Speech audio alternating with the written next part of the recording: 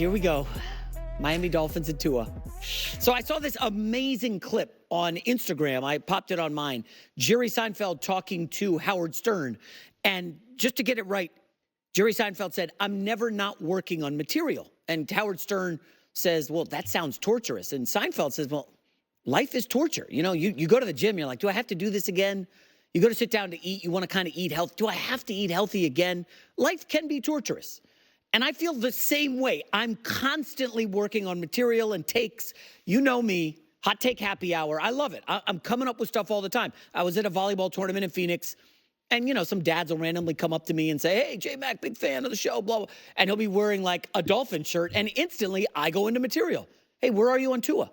And I think people are surprised when I do that, but I just love hearing outsized opinions. I see a bartender in Phoenix.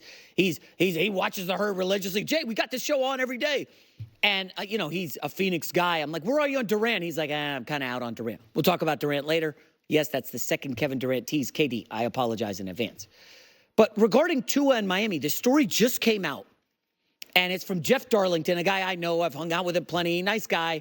He is embedded in the Dolphins. He is very close to the organization. He's also close to the players because he's on the younger side. Darlington says the Dolphins are dug in their position and will not pay Tua a Goff or Trevor Lawrence type contract extension, okay? Doesn't sound good. Darlington goes on to say neither side has reached a panic point as of yet. Okay, that's what I'm going to call. Let me get a timeout, maybe a 20-second timeout. You know we like to start. Well, where does this story come from? How is this coming out now? Well, Lawrence got his deal, I believe, last week, maybe 2 weeks ago. Goff got his. The market is now reset for quarterbacks. And you know Tua is probably not getting what he wants from Miami, so he and his camp go to a reporter who are going to put this out there and put some pressure on the Dolphins. Now, they say it hasn't reached a panic point, but when you're using the media to get what you want, it's almost like you reached a panic point. Now, here's where it gets fascinating, folks. Recently on the show, I came out and said, I hate blind resumes. They're making sports fans dumber.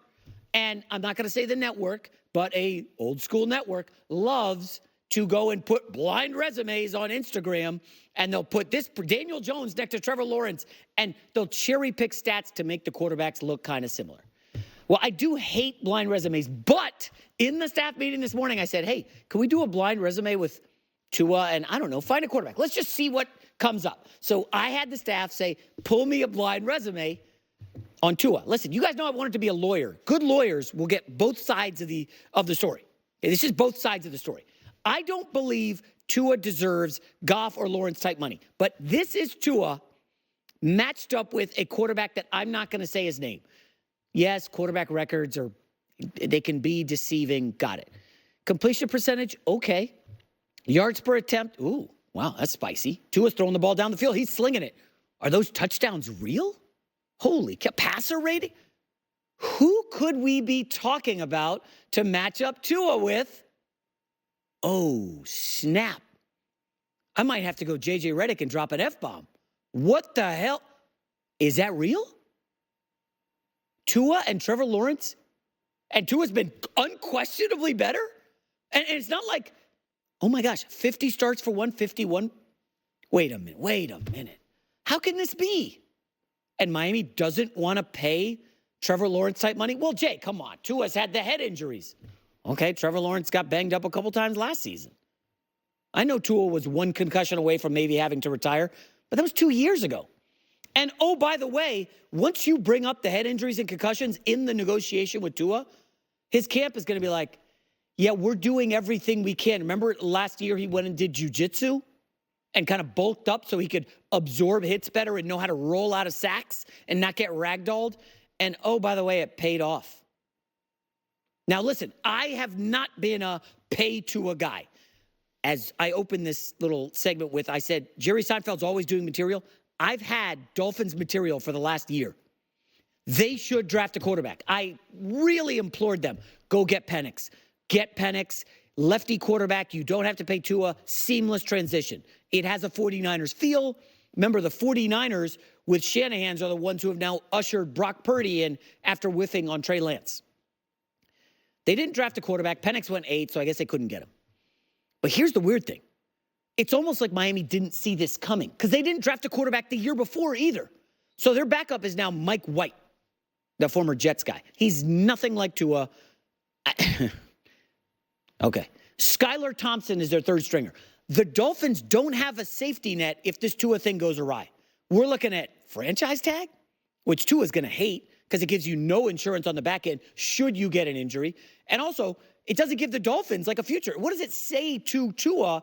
Hey, we like you. We don't want to put a ring on it. You know, we'll put like a promise ring. I don't even know what that is. I've never given a promise ring to a girl. But like, we promise we want to be with you. We got to do the franchise thing. It's just all signs are pointing bad for Miami. Now, maybe they figure it out.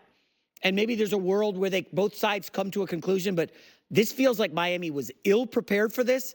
And they have botched this badly. And folks, I know their Vegas win total is 9.5. Let's pull up the schedule real quick. Let's call this schedule up. Look at the end of the schedule. Okay? Their final 6 games. They face a playoff team from last year in the Packers in Green Bay, probably going to be below 40. Then they face the Jets, who are probably going to win the division, assuming Aaron Rodgers is still standing.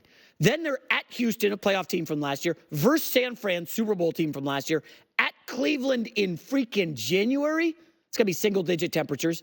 And then at New York in January, where it's also going to be freezing. This is horrendous. And it reeks of what happened last year with Miami, where they collapsed down the stretch after leading the division. Mike McDaniel talked about finishing strong earlier this offseason. Well, why not find ways to emphasize finishing in everything you do? Obsess about it. You're trying to have staff meetings at different times during the day, and I had every staff meeting I put like at 7:24 or 3:24 or 5:24, like the number 24. Okay? To you guys, it means nothing. That's how many years it's been since the organization's won a playoff game. We are going to hear about that come playoff time. You think? Miami, we got some problems.